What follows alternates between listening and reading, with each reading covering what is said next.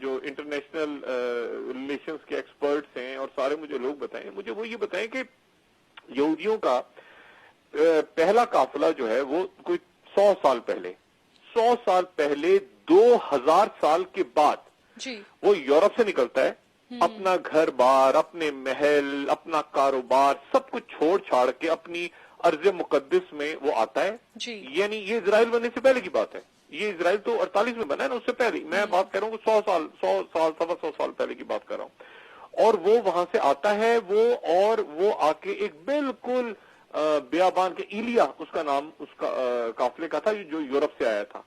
اور وہ آ کے یہ ایک بیابان کے اندر نہ آبادی ہے نہ خوراک ہے وہاں پہ، لیکن بھرپور جذبے کے ساتھ وہ آتا ہے اور وہ آ کے آباد ہو جاتا ہے. اور اس علاقے میں جو ہے، اور ان کے دل میں جذبہ ہے یہودیوں کے دل میں کہ انہوں نے ایک بڑی جنگ لڑنی ہے، دنیا پہ حکومت کرنی ہے. اور پھر اس کے بعد وہ بیلفور ڈیکلریشن ہوتا ہے. اب مجھے اور ان کے اندر ایک جذبہ ہے، ان کے اندر جذبہ ہے، اور وہ جذبہ یہ ہے کہ یہ جو بیابان ہے، ریگستان ہے، یہاں پر ہم نے حضرت داؤد علیہ السلام اور حضرت سلیمان علیہ السلام کے وارث قوم ہے، چوزن پیپل ہیں، ہم نے یہاں پہ بیٹھ کے پوری دنیا پہ حکومت کرنی ہے. اچھا، پھر اس کے بعد جو بیلفور ڈیکلریشن ہوتا ہے 1917 میں برطانیہ کرتا ہے. آپ دیکھیں کہ وہ ڈیکلریشن، وہ معاہدہ کیا ہے.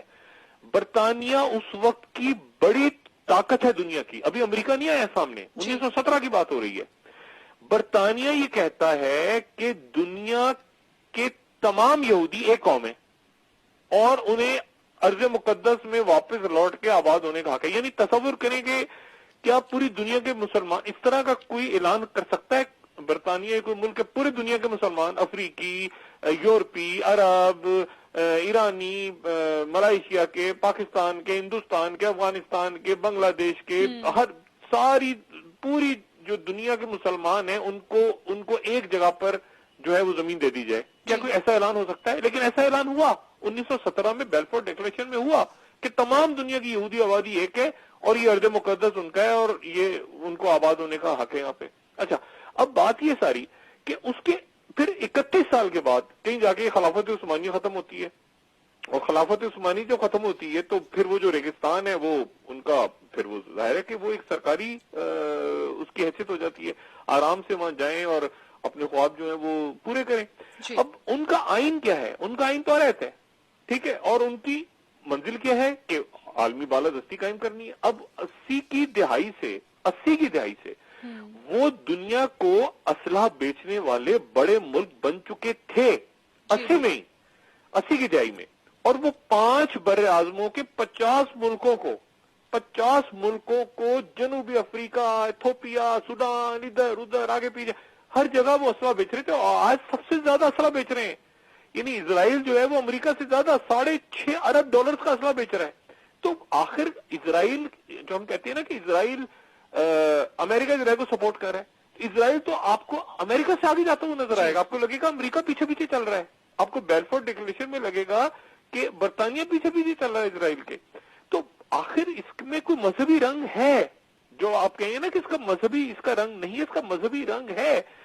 ورنہ کیا وجہ ہے کہ تل ابیب سے ایمبیسی جو شفٹ ہونے کی بات ہے، تو مذہبی رنگ کو آپ نظر انداز نہیں کر سکتے.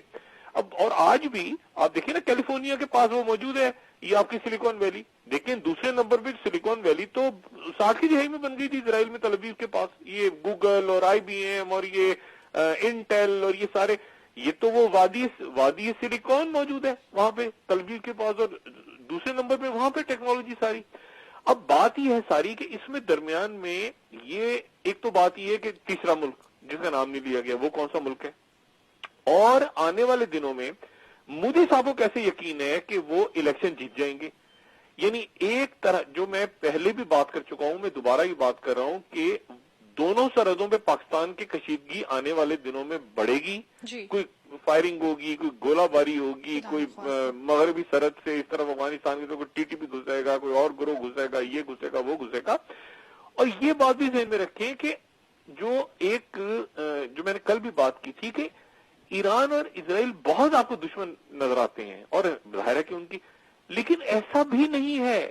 وہاں پر جو پارلیمنٹ ہے، جو مجلس ہے ایران کی، ان کے وہاں پر ایک مستقل نشست ہے یہودیوں کی. صحیح. یعنی جیسے ہمارے ہاں اقلیتوں کی ایک نشستیں ہوتی ہیں نا کہ یہ اقلیتوں کی نشست ہے جی، یہ ہماری ہندو برادری ہے، یہ ہماری عیسائی برادری، اس طرح ان کی مجلس میں باقاعدہ ایران کی مجلس میں ایک نشست ہے. وہاں اتنے یہودی موجود ہیں. سائمہ مورخ ہیں اس وقت وہاں پہ، جو ان کے الیکٹڈ ممبر ہیں پارلیمنٹ کے. اور سب سے بڑا میں نے جو کل بھی بتایا تھا، تہران ایران کا سب سے بڑا جو خیراتی ہاسپٹل ہے، وہاں کی لائبریری وہ چلاتے ہیں، وہ سب کچھ کرتے ہیں. اور آیت اللہ خمینی کا فتویٰ ہے کہ یہودیوں کا تحفظ کرنا لازم ہے اور انہیں صہیونیوں سے الگ رکھا جائے. زائنزم الگ ہے اور جو جوز ہیں وہ الگ ہیں. تو بات یہ ہے کہ اب اس پوری صورتحال میں لگاؤں نا، وہ میں نہیں بات کر رہا، وہ بات رو کے سابق سربراہ وکرم سود نے چند روز پہلے کی تھی، جو میں نے اس پروگرام میں دکھائی تھی. اور وکرم سود صاحب نے یہ کہا کہ اگر افغانستان سے امریکی فوجیں نکل گئیں تو غزوہ ہند ہوگا.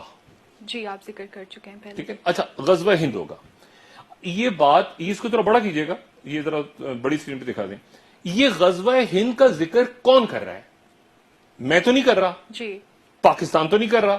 غزوہ ہند کا ذکر ان کے رو کے سابق سربراہ کر رہے ہیں کہ غزوہ ہند ہوگا اگر یہاں سے نکل گئے امریکی فوجی. اچھا اس کے بعد دوسری بات جو ہے وہ آپ یہ ذہن میں یہاں پہ ذرا اپنے ناظرین سے شیئر کروں کہ صدیوں پرانے یہودی عبادت خانے جو ہیں وہ افغانستان میں موجود ہیں.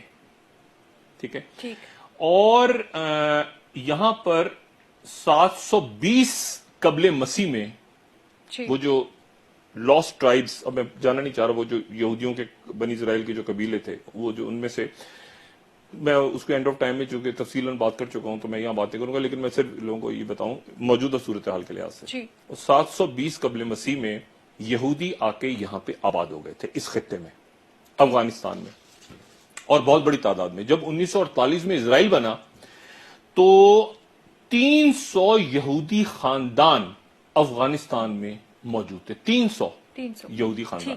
اچھا اس کے اور یہ سارے فارسی بولتے تھے، کیونکہ جس زمانے میں یہودی یہاں کے آباد ہوئے تھے اس زمانے میں یہ بڑی ایرانی سلطنت تھی، تو یہ فارسی بولنے والے یہودی تھے. اور جب اس کے بعد یہ روس آ گیا، پھر یہاں پہ جہاد ہو گیا، پھر سارا کچھ ہو گیا، اس کے بعد بھی 10 خاندان یہاں پہ رہے، 10 خاندان مستقل رہے، اور 10 یہاں پہ ان کے سینگوگز یا عبادت خانے افغانستان میں موجود تھے. ان عبادت خانوں کی پچھلے 4-5 سالوں سے بہت تیاری ہو رہی، دوبارہ ان کو تیار کیا جا رہا ہے. ٹھیک ہے، ایک تو یہ بات ہو گئی. دوسری بات، ایران. ایران جب اسرائیل بنا ہے 1948 میں، تو ایران میں اس وقت 1.5 لاکھ یہودی تھے، 1.5 لاکھ. اور وہ اسرائیل بننے کے بعد ایران چلے گئے، لیکن آج بھی ایران میں 30-35 ہزار یہودی ہیں، ان کی آبادی ہے یہودیوں کی.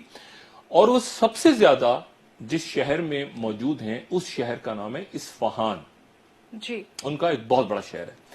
اور اصفہان میں باقاعدہ ان کی ایک سیٹ پارلیمنٹ میں نکلتی ہے، ان کے بہت سے اسکول ہیں، ان کا ایک آپ سمجھیں کہ شاید مطلب تہران میں ان کے ایک ہاسپٹل ہے بہت بڑا، ڈاکٹر سپیئر جیو ہاسپٹل غالباً اس کا نام ہے. اور یہ وہ جگہ ہے جو حضرت دانیال علیہ السلام کا جہاں مزار بیان ہوتا ہے اس کے پاس ہی یہ ہاسپٹل ہے. اور ان کا اخبار نکلتا ہے یہودیوں کا وہاں سے دفاع نو. ٹھیک ہے. اور تو یعنی آپ دیکھیں نا کہ کتنی ایک طرح سے آپ کو نظر آئے گا کہ ایک بہت زیادہ فنڈامنٹلسٹ قسم کی یا بہت زیادہ مذہب سے قریب ایک ملک ہے ایران، لیکن وہاں پر ان کی پراپر ایک سیٹ پارلیمنٹ کی نکلتی، 35 ہزار یہودی موجود ہیں، ان کے باقاعدہ ہاسپٹل ہیں، باقاعدہ ان کا اخبار نکلتا ہے دفاع نو کے نام سے. تو یہ ساری ان کی پریزنس ہے. اچھا اب اس کے ساتھ آپ ذرا کہیں جوڑیں وہ حدیث مبارکہ جس میں یہ ذکر ہو رہا ہے. اچھا جب یہ اینڈ آف ٹائم بن رہی تھی نا، میں تھوڑی بات، میں اینڈ آف ٹائم کی جب تیاری کر رہا تھا اس زمانے میں کافی یہودی جو ان کے علماء تھے جو توریت پہ اور بنی اسرائیل پہ، ان سے بات چیت ہوتی تھی اس زمانے میں. تو ان میں سے ایک جو ان کے یہودی عالم تھے, انہوں نے کہا کہ ہمارے بادشاہ, ہمارے مسیح جن کو ہم دجال کہتے ہیں, وہ مسیح کہتے ہیں, انہوں نے کہا ہمارے مسیح کا, ہمارے جو مسیح ہیں وہ اس علاقے سے نکلیں گے. میں نے کہا ایک منٹ, انہوں نے یروشلم سے وہاں سے نہیں کہیں آنا آپ کا وہاں؟ انہوں نے کہا نہیں, وہ یہاں اصفہان سے نکلیں گے. ہمارے جو مسیحا ہیں, یہودیوں کے جو مسیحا ہیں وہ یہاں سے نکلیں گے. اچھا, اب اس کو کہیں آپ اس حدیث کے ساتھ بھی جوڑ سکتے ہیں کہ جہاں رسول اللہ صلی اللہ علیہ وسلم کی وہ جو حدیث مبارکہ ہے کتاب الفتن میں کہ دجال کے ساتھ 70,000 جو یہودی افراد ہوں گے وہ اصفہان سے ہوں گے. اس کو کہیں جوڑا جا سکتا ہے کیونکہ یہ یہاں پر یہ جو میں نے آپ سے کل بھی کہا تھا نا کہ موساد کے اندر باقاعدہ ان کا ایک ونگ ہے جو مذہب کے اوپر ہی کام کرتا ہے, کیونکہ اسرائیل مذہب کے اوپر ریاست بنی ہے پوری دنیا میں. آپ دیکھیں نا, اسرائیل کو مقصد نہیں بنانے کو, دنیا میں یہودی رہتے تھے نا, ان کا مقصد ایک ہے کہ یہاں پر آپ نے تھرڈ ٹیمپل بنانا ہے, وہ اپنی نظر سے دیکھتے ہیں دنیا کو. اچھا, اب اس کے ساتھ جو ہے آپ ہنری کسنجر کا ایک اور بیان لے کر آ جائیں. ہنری کسنجر, دیکھیں ہنری کسنجر یہ کہتا ہے کہ امریکن پالیسی جو ہے وہ امریکن پالیسی بہترین جو سوٹ کرتی ہے وہ یہ کہ 3 ملکوں میں کبھی امن نہ آئے, افغانستان میں, ایران میں اور پاکستان میں. ٹھیک ہے.